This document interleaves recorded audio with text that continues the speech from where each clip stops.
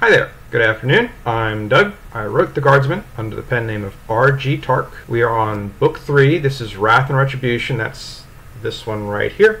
This is episode number 33. We're on chapters 78 through 79. I hope you enjoy. Please sit back, relax. When you are done, leave a like, comment, subscribe. If you really like it, you can get your own copy down at the bottom. There should be a link for it in the description. Again, please sit back, relax, and enjoy.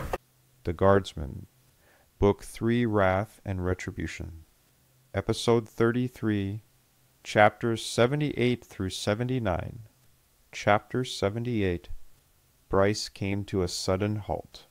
After 2 hours of quietly and carefully moving through the swirling darkened mists, Bryce's shoes were still caked with oily mud and splotched up to his knees with the mess. He had spent his time passing over and around wreckage of every type. The recurring thought that Samson was toying with him by sending him through the mud, instead of along the railroad tracks like they had done in the past, would not leave him alone. He had passed squatter settlements that had to house nearly 1,000 people in their honeycombed warren of rooms and passages. Those structures were surrounded by obvious defensive barriers and walls around the whole perimeter, tucked firmly between mega-structure pillars as their perimeter corners. Periodically, he'd even pass standalone vendors and small shops. He stepped over the remains of crashed and stripped air cars, natural boulders, and swampy slime-filled puddles of stagnant mixed fluids. He looked left and right in the twisting eternal gray twilight as he stood before his destination. Irritated, he rapidly tapped the hanging weapon, so it rhythmically slapped his thigh from the barrel to the bottom of the pistol's hand grip, tapping one then the other repeatedly on the outside of his right leg. He kept his finger clear of the trigger, so he didn't blow a gaping hole in his foot or leg. Shooting himself in the leg all the way down here would have been the cherry on the mounded steaming pile that was his day. The ruined terrain that was the foundation of the city he had lived in for most of his life, but looked alien with its blasted, lifeless, muddy rock and lack of definable lighting, was a thought he couldn't escape. Plus, there was the fatigue and stress of the trip coupled with a basic inability to tell even the most basic standards of time, be it day or night. The fatigue and stress were definitely having their way with him as his mind wandered with irritating thoughts. Not to mention it was unsettlingly barren. Nothing grew down there but slimy mushroom-like fungoids. He knew on a basic level he should be able to identify them from biology classes at the academy, but was at a loss there too. There was not enough light for anything green to photosynthesize, and there was too much industrial and traffic pollution for anything normal to grow. He knew for a fact there was human life down there, but didn't see any examples of that life out and about, any more than he would expect to see a rat on a table at one of Lady Selline's afternoon socials. He was at a truly nerve-wracking level of their world that threatened to strip his sanity. He knew they were out there, but they were either contained in their cloisters or moved so silently he could not detect them. His hyper-awareness was coming back to him, and that fundamental inability to find what could be an enemy looking to attack him was making him extremely uncomfortable. There was no one behind him or to either his side.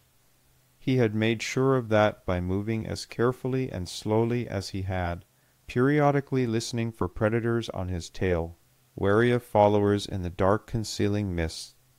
He could hear people to his far front beyond the structure that loomed over him.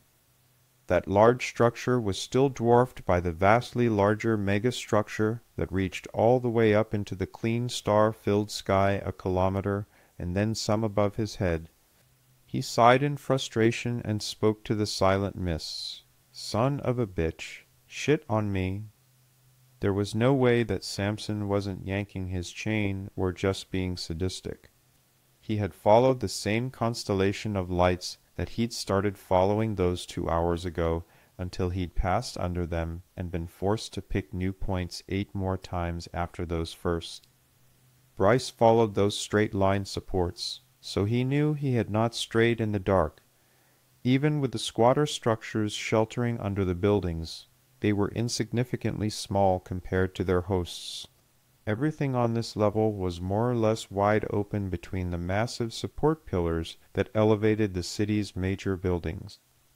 The columns elevated the buildings off the actual dirt and sunk all the way down into the planet's bedrock to support the buildings. He could see for nearly a kilometer between and through the buildings' legs to the hazy and distant lights in the mist. The city was laid out in a smooth grid with half-kilometer by half-kilometer blocks and airway space eroding into each of those structures' plots around the edges. Because it was night, the air was thick with the mists, and the cavernous spaces between support columns all altered the way sound traveled. Bryce couldn't be sure of the exact range because of the echoes and distortion. Somewhere to his right, between half and a single kilometer away, ground-laid railroad tracks ran parallel to his route. During his travel, a slow-moving freight train had rumbled past him in the opposite direction for nearly 30 minutes at a fast jog. It had made for a very nerve-wracking security situation, since the clacking wheels and groaning cars made it hard to pick out approaching footsteps. He rapped the pistol's barrel on his thigh in frustration and irritation as he stared at the structure not more than 100 meters to his front. His pace count was at 4,955 meters exactly, with the last 100 meters in sight through the mists. He knew he'd translated Samson's pace count exactly. It was just like Samson to lead him on a merry chase all over half the city, playing his misdirection game for all, over the last however many hours, only to drop him off somewhere he already knew.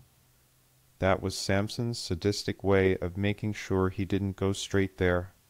Bryce felt the tapping on his thigh, looked down and decided that regardless of the pistol's engaged safety mechanism, and his finger being off the trigger rapping it against his own leg had to stop. It was only his level of frustration that had caused that nervous tick. He solved it by popping the buttons on his shirt and holstering the pistol. He wanted to rebutton the shirt against the damp wetness of the cold mist, but decided against it. He might still need to draw the weapon. Bryce stepped around the corner of the last pillar. He stood directly under one of the glowing pest animal and insect incineration screens that surrounded every column, with their ugly red warning hue. The incessant mists turned to a light drizzle out between the mega-structures. He had never considered it before, but there was a definitive line of semi-clean about a man's height above the ominously humming barrier that was a man's height above his own head. He wondered disinterestedly if someone had actually taken the time to dispatch a cleaning drone down that low onto the outside of the structure. The mold and grease splatter from the ground abruptly quit their oppressive black stain above that level and turned to a greasy gray slime. He amended that it didn't quit, but they were definitely not as thick or as old above that line. He looked around his feet and towed a small rock out of the muck in front of his left foot. With the worn instructions in his left hand, he bent, pressing the paper around the sticky rock. As he cradled the rock in the paper and folded the paper around its outside under his nose, the rock reeked of petroleum products and the other slimy waste that clung in the misty air. With both hands he crushed the paper flat over the slimy rock, firmly encasing the slightly smaller than grenade-sized rock. He twisted the ends together into a little wrap and pressed it all flat again, before rolling it all over around inside his palms. Bryce took another step back from the corner of the mega-structure. He looked around and listened for a few moments. He heard nothing but the very muted sounds from his destination and the normal wet sounds of dripping or slowly running condensate water that seemed to be everywhere at that level. He locked his eyes on a point just above the overhead barrier, feeling the slick drizzle on his face. His target was no more than half a meter up from the imposing force field. He raised his right hand above his head with the rock cradled in his palm. He pushed the rock up into the thick air with enough force that it would easily pass through the barrier. When the sticky mist-sodden cellulose paper wrapped around the inert rock struck the barrier, it instantly flared into white lightning. The barrier heated the water into vapor and stripped the organic material of the paper into its constituent atoms. The whole thing oxidized in a flare of released energy and heated electrical resistance. The lightning crash of the barrier sounded as it did what it was designed to do by incinerating the biological material of pests like rats, mice, roaches, and a million other pests, which tried to climb the pillars into the building. The flash incinerated the instructions Bryce was told to destroy once he'd reached his destination. In the time it took the paper-wrapped rock to pass through the barrier, the message was literally atomized into whips of ash and a slightly burnt smell of ozone. Bryce took a casual step to the right before the rock thudded to the ground where he had stood. It plopped stickily into the slimy muck dirt. It didn't even bounce. It just splatted into the muck and stayed there, still steaming slightly and smoking from the scouring heat. The first leg of his instructions complete, he pulled the second sealed letter from his left back pocket and opened the envelope. As he pulled the letter fully from the envelope, he was mindful of the second half of his instructions, that he was to read the second letter and then destroy the second letter too before he carried out those instructions. That implied that he memorized the instructions Samson was issuing before he followed them. His mind was already guessing the contents of the second letter before he fully opened the traditional bifold letter format Samson had used to stuff the envelopes. He skimmed it first and groaned in his throat, having already guessed the instructions in general.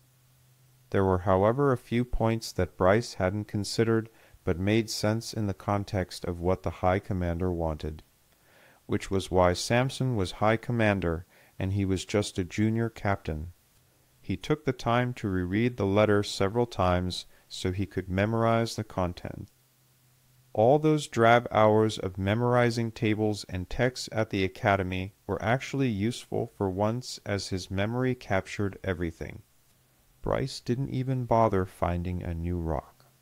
He just looked around to make sure he was still alone in the mist and listened carefully in complete silence to the natural sounds of the far above air traffic, the squishing and dripping sounds of the slime-filled mist, the constant distant sounds of industry and heavy-lift commercial trains.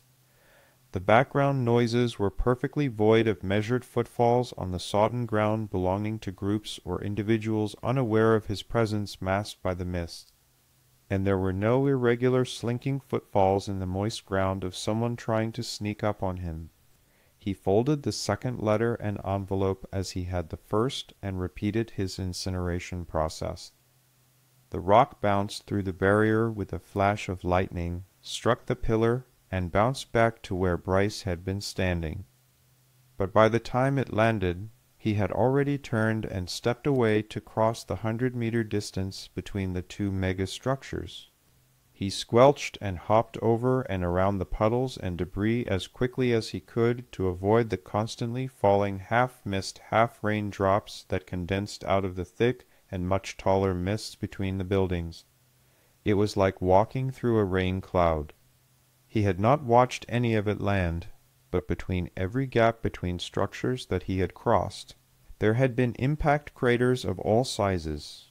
He estimated that those craters were from falling debris as small as air-car cosmetic customization components that had rattled loose over time and fallen free, to crashed vehicles and massive craters from lost multi-ton airloads.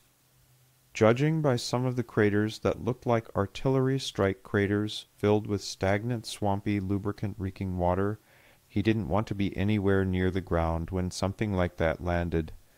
He dog-trotted his way through the city underbelly's sloppy microenvironments sort of rain to the quiet side of the trifecta business establishment in front of him.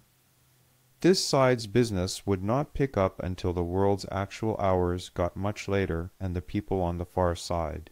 the raucous restaurant and bar side, grew tired.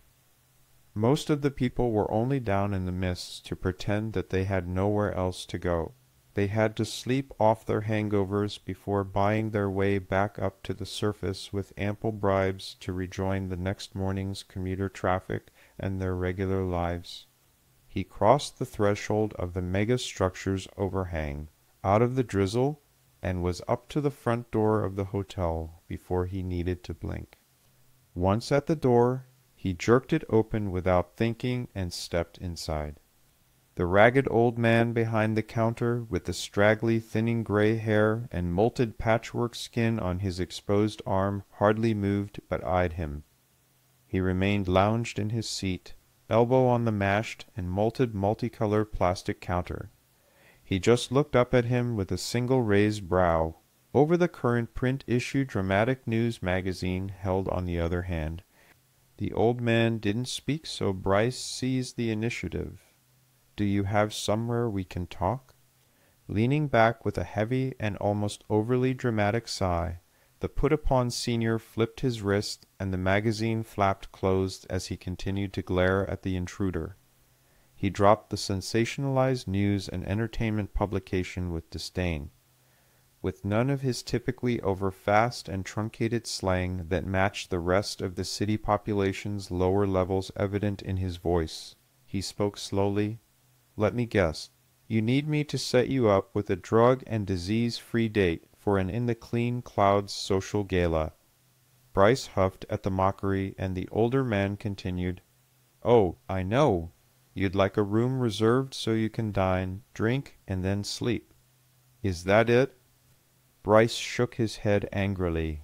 "No, and you know damn well it's not." The senior snapped in his face. "Then stop wasting my time, sonny. You know the rules down here. You pay to play on an installment basis. No credit given." Bryce scowled, and his thumb dropped into his pants behind his belt buckle. Vlad leaned back on his chair as his hands dropped to his knees under the counter. Bryce's eyes narrowed. "Vlad, why are your hands below the counter?" Vlad demanded in return, "Why is your handset to draw that cross-draw piece you have under your left arm?" Bryce looked down, clamped his teeth, and slowly moved his hands to the small of his back in parade rest, and drew a breath to speak. The dangerous old pirate snapped, "Not good enough, sonny." Bryce heard a metallic double click from under the counter. "Pull them hands slowly out from your back. Hold 'em out your side. Palm tummy, fingers spread." End on move sudden again. Bryce's jaw ached from grinding his teeth. He was being stuck up again, and this time he'd walked right into it. He did as he was told very slowly. Once his hands stopped moving, the senior started leaning back in his seat very slowly, never wavering or jostling his hands as he leaned farther back. "Sonny, I've seen your face before, but I've never worked with you direct before. You roamed around my establishment, and I recall your name, but that means nothing when the dog shows up at my place without his master. The master played by the rules and paid in coins in advance." Bryce chafed under the analogy, but was taken aback before he could do more than scowl and keep his hands very still. Vlad leaned back fully and cleared the length of the black steel weapon from under the counter. The weapon was literally something out of a museum's antiquities room. He stared slightly confused at a double-bore weapon. Each bore was large enough for him to fit a full thumb into the opening with room to spare. Bryce cocked his head without permission, and the elder snapped into him. "Make no mistake, young buck. This weapon will split your chest open clear back to the spine. This is what was once called a 4-gauge shotgun. I've had more than one master's dog show up here just like you have to put an end to me. Some get it in their empty heads they want their money back for jobs been done. Others think I'm just a loose end to be tied up. But I'm still here, and they ain't been heard back from. so don't push me." Abruptly, the door creaked open. Vlad shouted, "Closed!" His eyes never left Bryce, as the door that had stayed open just long enough for the new entrants to witness the lethally pointed cannon. The intruder dropped the door and walked back the way they'd come without another word. Bryce's eyes snapped back to Vlad. The old man spoke clearly and slowly. "Now, this is how it's going to work. I'm going to ask you a question. If you give me one answer I don't like, you're going to get lighter in the chest and head area, and I'm going to call the maid. If you move fast, and I know you augments can move fast, but not as fast as my trigger finger on this file down hair trigger, you're going to get lighter in the chest and head area, and I'm going to call the maid. First thing you're going to do is with that left hand, and left hand only, reach into that cross draw and pull that issue piece you have with 2 fingers. If that barrel points nowhere near me, but makes me drop sweat, you're going to get lighter in the chest and head area, and I'm going to call the maid. You're going to pull that piece and place it barrel pointing back at you on my counter. I like my maids, but I swear, piss me off and I'll make 'em earn their pay this week. Your boss got that drop on me once. It ain't happening twice. I'm making myself clear?" Bryce offered, "Yes, sir." Vlad snapped irritably, "Typical I'd bust you open for mocking me with that sir crap, but I know what y'are. I'll give that as saw freebie. So, no callin' the maid this time?" Vlad flicked his eyes from Bryce's to the holstered weapon and back to his eyes, and ordered, "Move now, real slow." Bryce moved ever so slowly, but as he got closer, he received several warning tut-tuts and slowed his hand again. He pulled the service piece with his right hand up and visibly leaned forward, so his left dragged the barrel slowly across the counter, so it pointed back at his own gut. He then stepped back slowly. Vlad demanded, "Now what in the bowels of hell do you want wit me?" Bryce started. "The High Commander wants—" Bryce was cut off. "Sonny," Vlad started to slip back into his habitual fast-spoken slang, "I don't give 2 penny shits what da High Commander in his shiny new uni wants out of me. I want to know what in the hell it is his dog wants out of me. I got the damn dog in my establishment." The old man's steady eyes and hands never wavered as they both trained on him. Frustrated and pissed off, Bryce finally snapped, "I don't want jack shit from you, you crazy old rat bastard. I want to deliver this goddamn message and get back to my real duty. I'd much rather debase myself by standing around all day on security detail watching rooms full of boring dignitaries instead of playing messenger boy to you. Is that clear enough for you, you psychotic mercenary?"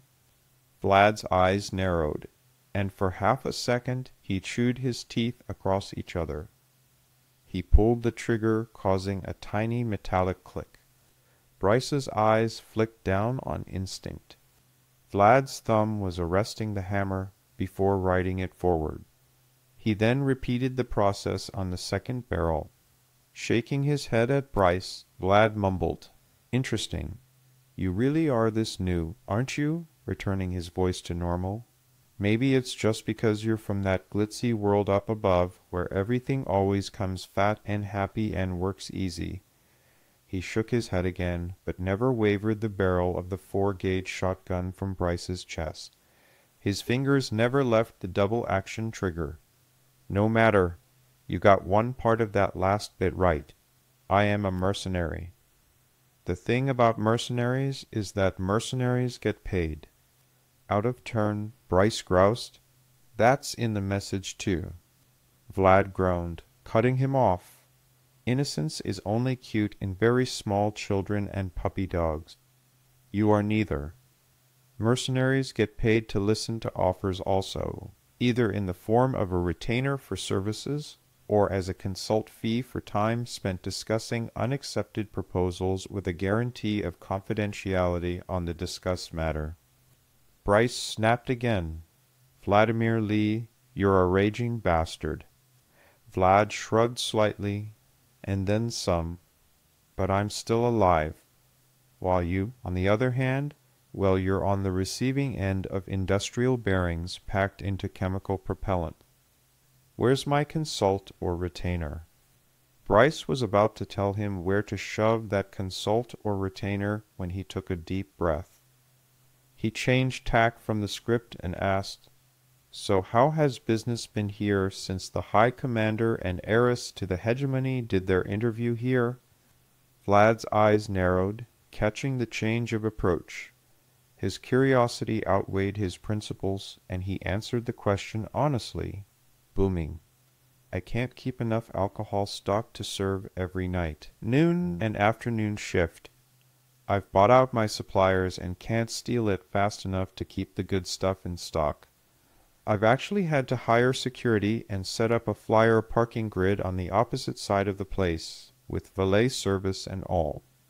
Once upon a time parked flyers be stripped before the owner got one drink in 'em. Now I got jerk neighbors muscling in on my turf, tryin' to rent parkin' to my customers. So's I muscled 'em back. And now I got a parkin' grid." Bryce nodded noncommittally. "Oh, good to hear."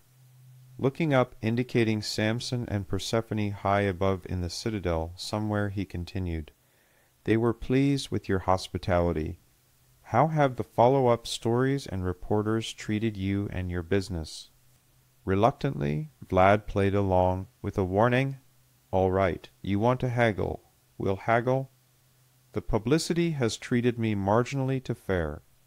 Some were hit pieces as expected. Others were glowing reviews following the rising of a social trend. And others were balanced investigative reporting. Your point?" Bryce offered. "The High Commander would like to commission your services for a dangerous and complicated intelligence gathering assignment, which he is willing to pay for in coin." Vlad spoke dismissively. "Promissory notes from strangers mean nothing to me, sonny." Thumbing the hammers with narrowed eyes boring into Bryce, he asked, "How in the hell am I supposed to know that you haven't just stolen the difference in my precious coin, buried it somewhere out among all them railroad tracks and squatter towns ta keep for your own self?" Bryce was getting frustrated. He could not exceed his authorized limits or break his guardsman's oath to complete his mission. He also could not spend money he didn't have, the same as he could not promise things others were not willing to pay. But he really didn't want to deliver this part of the message under the bore of the cannon Vlad was holding, even though Samson had specifically had him memorize it exactly before destroying the letter. He decided he was done playing games. Bryce proclaimed, "The hell with it." Vlad cocked his head suspiciously as he watched Bryce's change from nervous to committed. Bryce stood straight and tall with his hands still showing and started. "The High Commander told me to memorize the following statement from the letter he instructed me to destroy. He says, and I quote exactly, 'Tell that mercenary jackass that I've made him rich on shopping assignment milk runs, whatever that means, free publicity, and personally made his place legend in the city by spilling my own blood there for the entertainment of millions, and famous in the hegemony.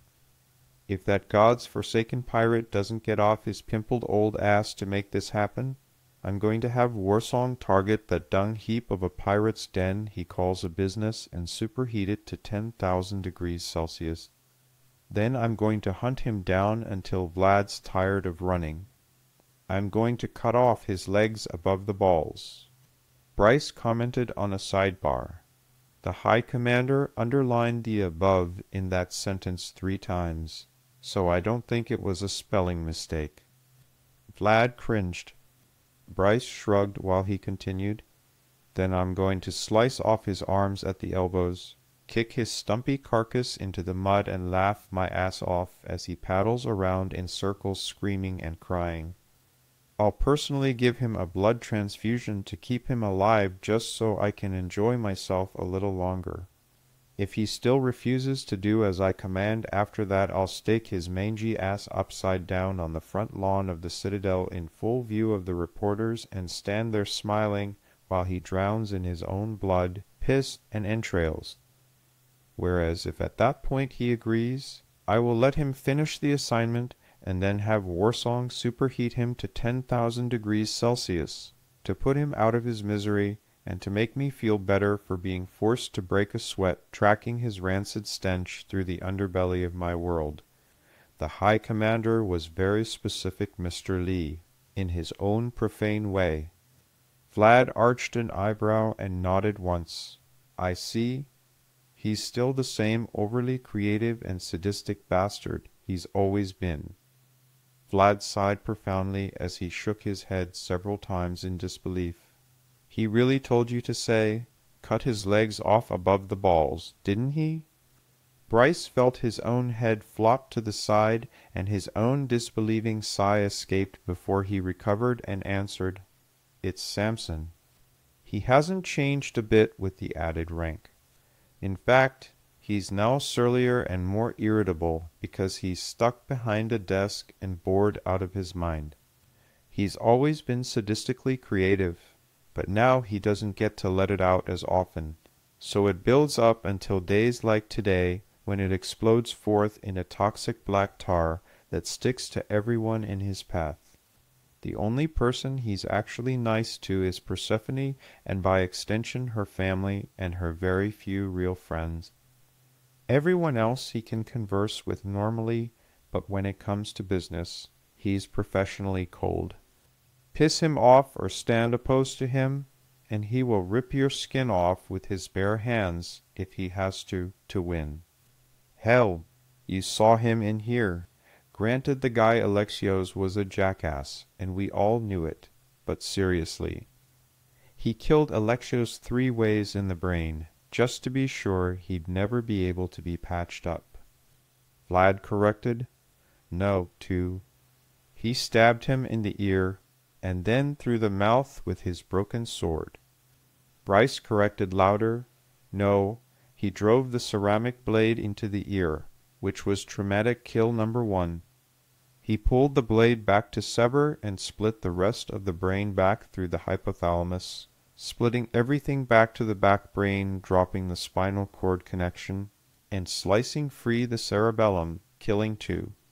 Once his target had fallen brain dead, he put his broken sword blade through the mouth so he could split the pituitary gland, and midbrain from the medulla, parted the spinal column again, and finally drove through and into the cerebellum. He deliberately and methodically split and destroyed every single major part of the brain to control every major bodily function from heart to eyes to ears and balance. He did it deliberately so that he could inflict the maximum amount of damage to the largest number of critical brain functions with every strike. Samson was utterly ruthless and equally systematic with his attacks, just because he wanted to make sure. Vlad sat for a moment with narrowed eyes, recalling, that is a cold-blooded bastard, and he wasn't angry when he did it either. He was focused. You are right. He was methodical about it. He sighed again, shaking his head. That's a cold-blooded bastard. But all that is nothing I haven't already told him to his face. None of that changes the math of our situation, however. The math of the I require coin to listen to you, and you bring no coin to the table kind of math. Bryce remembered the 4-gauge shotgun trained on his chest, and scratched his nose very slowly at the staggering sum he was about to utter. He didn't want to, but didn't have the coin on his person either. The High Commander is willing to pay. Bryce paused and closed his eyes. He shook his head and hoped to the eternal stars he had not misread the number. It was so stupid he counted the commas and zeros 3 times. Bryce finally said the number. 1,000,000 credits as a commissioning retainer, paid in silver 1,000 credit ounces. Vlad balked at the amount. but Bryce noticed he diverted the next question to draw him off the scent. "The High Commander has my undivided attention. Why silver? Why not just send you down here with the gold? How is he going to deliver it?"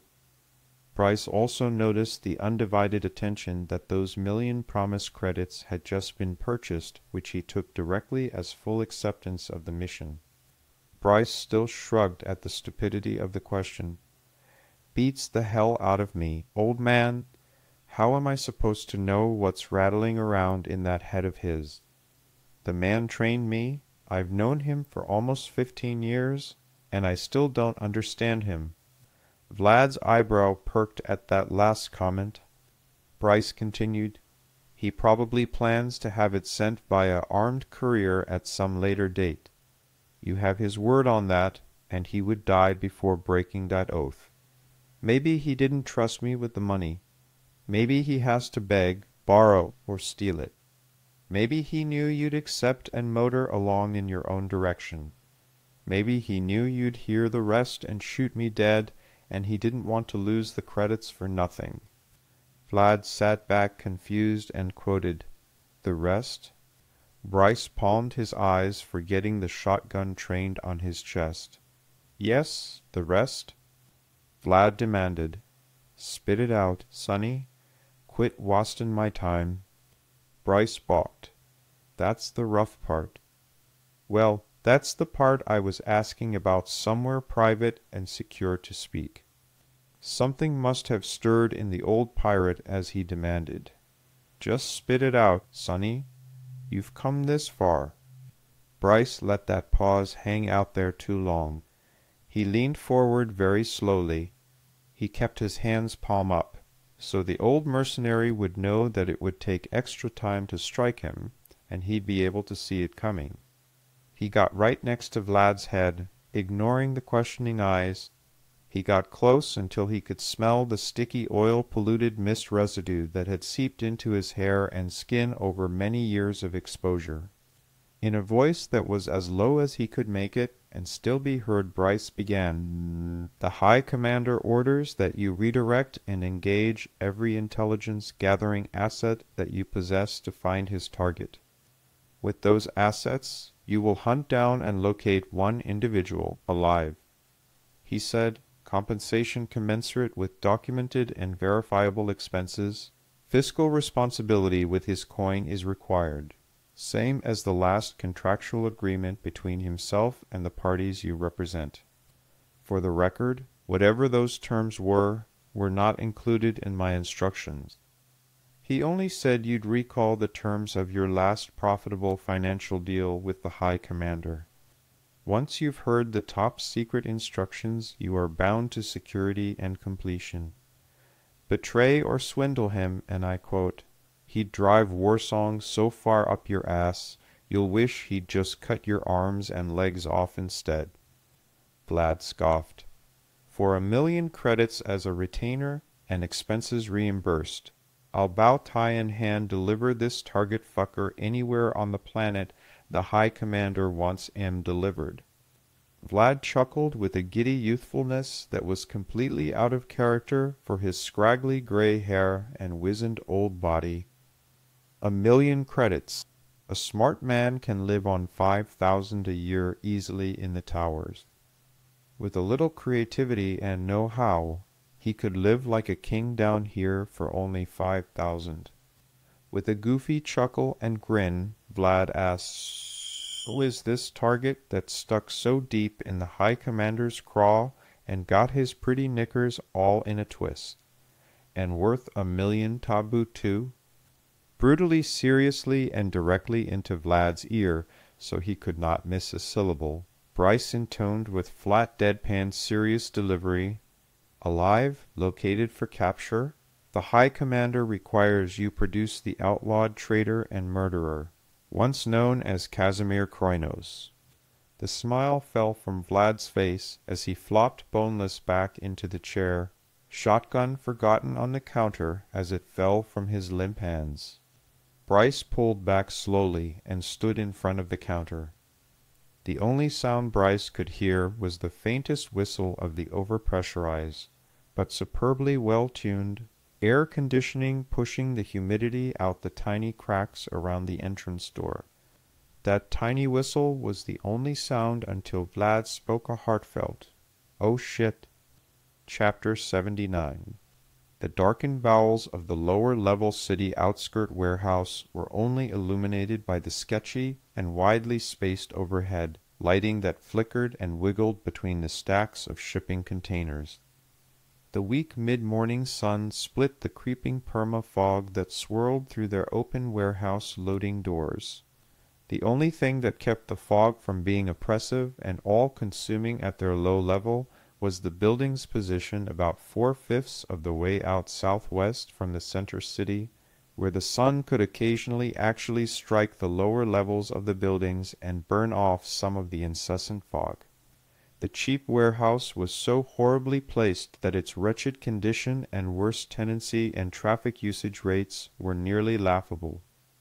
There were more abandoned, broken open, and long ago looted containers, forgotten by their out-of-business shipper, than there were active freight containers.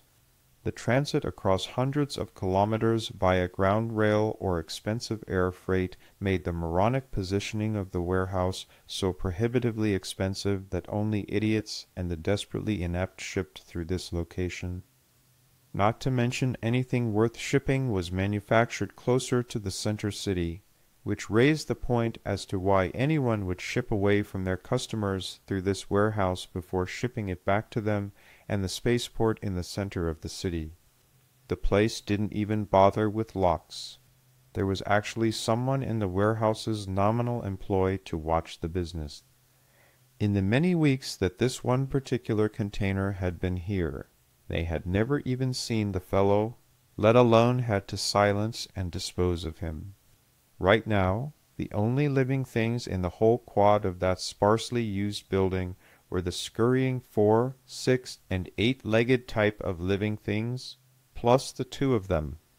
One of them slammed his heel into the side of a rusted metal shipping container and shouted, "The bastards!" The satisfyingly solid sound of his boot heel on the metal caused clumps of rust to drop morosely to the floor. They lay collecting with the long undisturbed piles of dust, dirt, animal leavings, and rust that were already there. The second fellow stood unperturbed. "Yes, sir. It gets worse, though." The first snapped. "Oh, for fuck's sake!" The angry sarcasm in his voice oozed. "Do tell, Morneau. What next?" Morneau shook his head negatively, as he stood with his hands braced loosely behind his back, and voiced his report. "It's worse in a few ways. First, the regime is still scanning all containers. They have not bowed to pressure from any of the business groups to drop the upgraded security. The pressure is so great at this point that even our own motivated proxy businesses have not had to voice their displeasure. Their cohorts in the shipping community have taken up the call for them. The silver lining to that is that our business proxies have stepped back to allow their competitors unrelated to us to draw attention to themselves. I took the initiative to circumspectly tell ours to back down and only send token requests, signing petitions to lift the ban and such. Our front companies are not drawing attention to themselves anymore.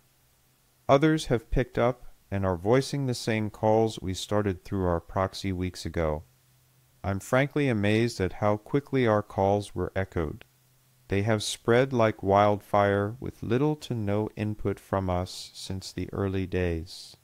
The first man kicked a clump of rust up against the edge of the container, crumpling the oxidized metal with his toe. He groused sullenly, "That's not all that bad, I suppose. You said a few, so go on. What else?" The underling informed, "The procedures in place are solid."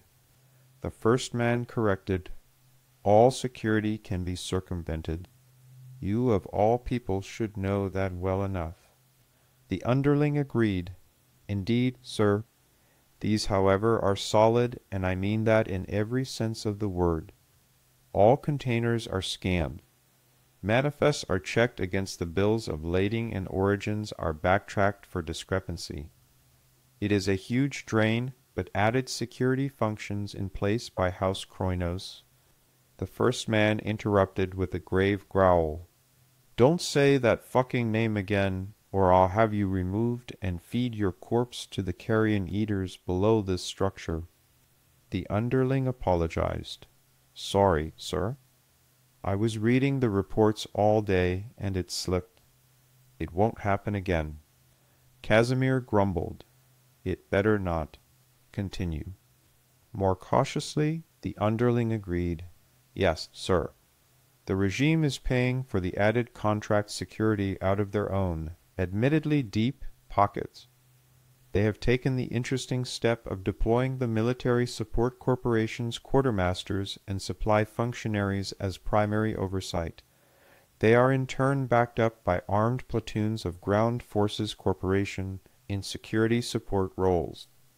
The contractors are under strict supervision by the Support Corporation personnel. The Support Corporation personnel are showing off their expertise as subject matter experts and apparently rubbing it in the faces of the Ground Forces Corporation personnel. Casimir groused. Who would have thought those useless incompetents could ever have mustered the pride to stand in front of those knuckle-dragging Ground Forces types? The world truly is upside down, as if we didn't know that already. Continue. The underling offered. All containers are sorted and scanned. All passenger modules are scanned in detail, passengers removed, and DNA typed against the manifest. All foodstuffs and perishables are carefully inspected by MP dog units under quartermaster supervision. As you know, our world doesn't export much food, but what we do send out is inspected in detail now. Non-perishables are first scanned with high-intensity, high-resolution 3D scans that are both lethal to humans and unavoidable. All containers carrying items listed as too sensitive to scan are opened, unloaded, and inspected by humans and dogs at the shipper's cost. Anything they can't identify immediately is pulled directly from the line and inspected by eye and dog. All that is before suspect containers are taken to orbit and the containers opened to void, sucking out the air before they are reclosed and packed into the tenders for transit. Casimir snapped. Crap. Carefully and politely, his underling agreed. Indeed, sir. Listing your container as manufactured goods will no longer work as we'd planned. Casimir growled. Of course, not you twit. I can't breathe vacuum. The correction was mild enough. Actually, sir, we had thought about that. We'd considered just plugging your suit into a coupling so you could breathe in space while waiting for the container to close again. But we will not subject you to those scans. There is too much risk any shielding would be detected or fail, and you would be dead of radiation poisoning before you could reach any care facility. Casimir leaned forward and slammed both palms flat into the decaying shipping container repeatedly until his frustration faded slightly. When he finished, he balled them and nodded. Continue. The briefing continued. The exit route we'd planned for you is not completely closed, but is now incredibly difficult, complicated, and the risks can't be justified against your safety. But that's not the only setback we've suffered. The illegal regime has closed many of our eyes into the house apparatus. We have lost a number of agents to capture and others turncoats. Our primary cells are in place and operational. We are, however, short many of the technical auxiliaries we'd hoped to use to counter their counterintelligence operations. The good news is that the battle lines seem to have stabilized and the enemy has not located or pursued any of our operations sections. The primary cells we have deployed appear to have all successfully evaded capture, have reported incorrectly, and are standing by for your orders. With his fingers gnashing at his now wild hair, Casimir demanded, So how in the hell long am I going to have to sit here with my thumb up my ass before I can get off this stinking dirtball of a planet? The underling acknowledged. We have no idea, sir. The security procedures seem to be set up to endure. Given the recent slackening of off-world conflicts, the military corporations are taking the time to rebuild and retrain units on the homeworld. Units that are freshly returned are sent out to refit and retrain with replacements. As they come off field training rotations, they are sent to security rotation in the customs hub. The quartermaster pukes are more or less unemployed without the combat unit logistics tails to manage on campaign. They are gladly slicing out people to manage the inspections, as it is a time for them to stand forward and shine in their profession. It is not often that the supporting branches get the chance to show off, and they are taking the time almost gleefully. All our intelligence reports from that corporation indicate that they are actively encouraging their soldiers to participate and volunteer. They've stopped short of offering specific bounties on your head, beyond the one already set for payment. But they do receive direct bonuses for the value of any finds on contraband they uncovered during routine inspections. Casimir was now really pissed off at that insanity. Oh, for fuck's sake, how in the hell are they paying? I don't even know what to call it. Paper pusher bonuses. With a sigh and disbelieving shake of his own head, Morneau agreed. It is an oddity, sir. Paying bonuses to support troops who are not forward deployed is damn near sacrilege. But they're doing it. Casimir fumed for a momentary pause. Morneau knew his master well enough to know when to hold his tongue. All right, that's enough bad news for now. I want to look at this from another angle. We have our proxy corporations up and running doing their thing. Let's look at what we have on the ground now. If we can't get me out, then we can't get me out. I want to start thinking about going on the offensive. The underling asked, How do you mean, sir? Casimir shrugged loosely as he kicked his booted toe into the mash at the corner of the container. I mean we have sat with our thumbs up our asses long enough. If they want to keep us stuck here and force us to fight, let's fight. I want to make their lives as painful as possible. The subordinate asked, I take it you have a few ideas for me to pass on to number 2. Casimir nodded. I do. He dragged his toe from right to left along the bottom edge of the container. The destructive motion sent all manner of disgusting critters scurrying from their homes, just like he'd do to the bastards who'd ruined his. I want Gellerman to start looking at reactor, distribution, and network vulnerabilities for the Kroinos generation. Obediently, the underling snapped. Understood, sir. Casimir ordered, I want a broad-spectrum analysis of the whole thing. I want him to look at everything from intermittent brownouts across the isolated sectors of the planet to massive thermonuclear reactor detonation in multiple generation stations at the same time. We can't run the world if we burn it to cinders, but the analysis will help us plan. Casimir added that last part not because he cared what happened to the planet while he was not there. He'd just seen the modest arch of Morneau's brow. Discretion being the better part of valor in this case, he'd throttled his aggressive speech back a hair. The underling submitted. Understood, sir. We'll need to be on the way to our meeting shortly.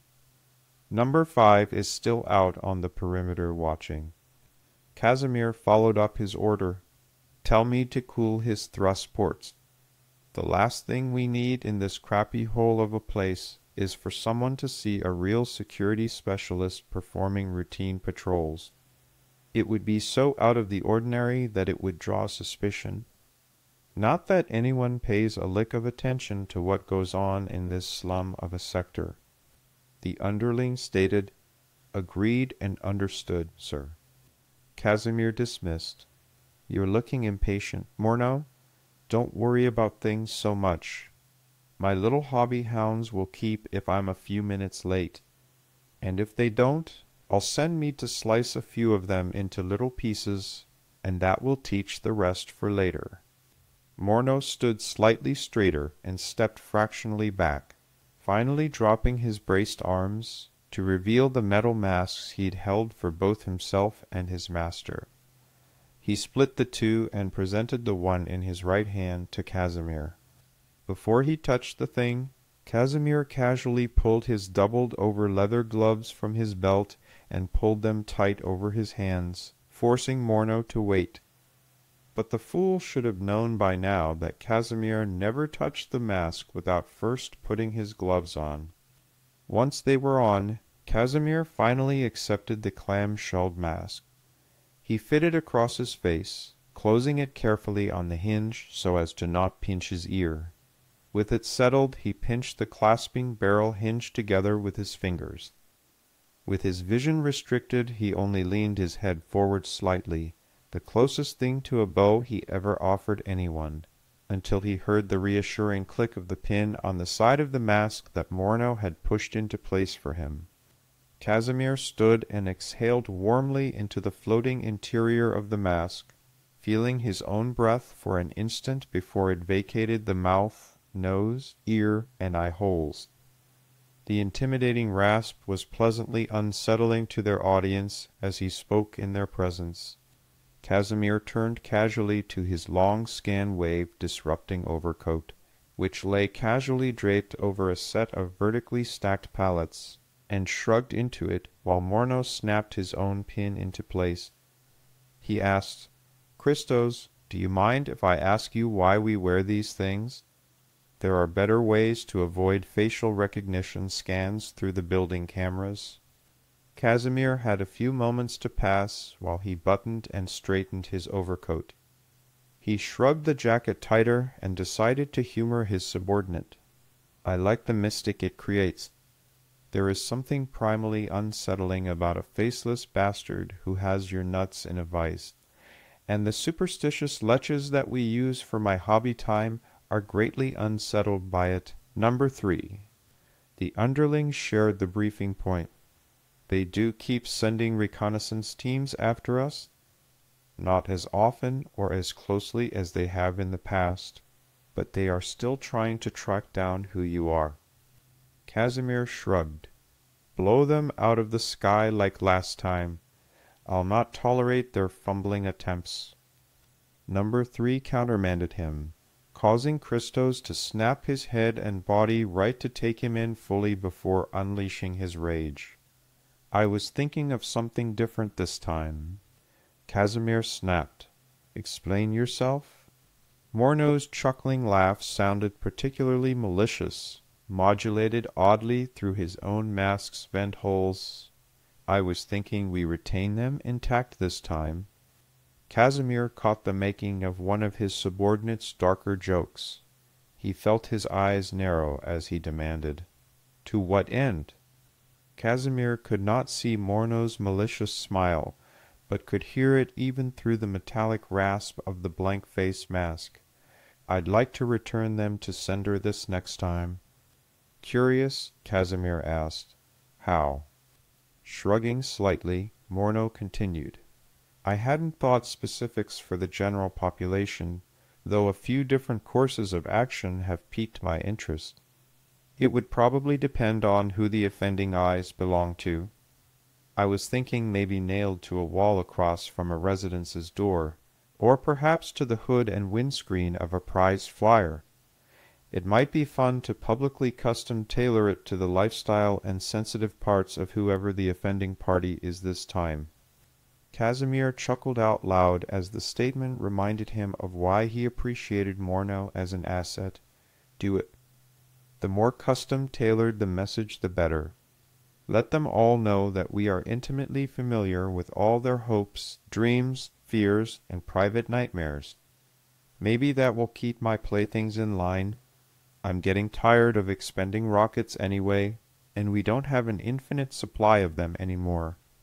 Be more creative with our message, with my blessing." The underling agreed, "Yes, sir." Thank you very much for your attention. Appreciate your listening. When you get a chance, please come and hit the like, subscribe, leave a comment, and check out the book for real down in the description.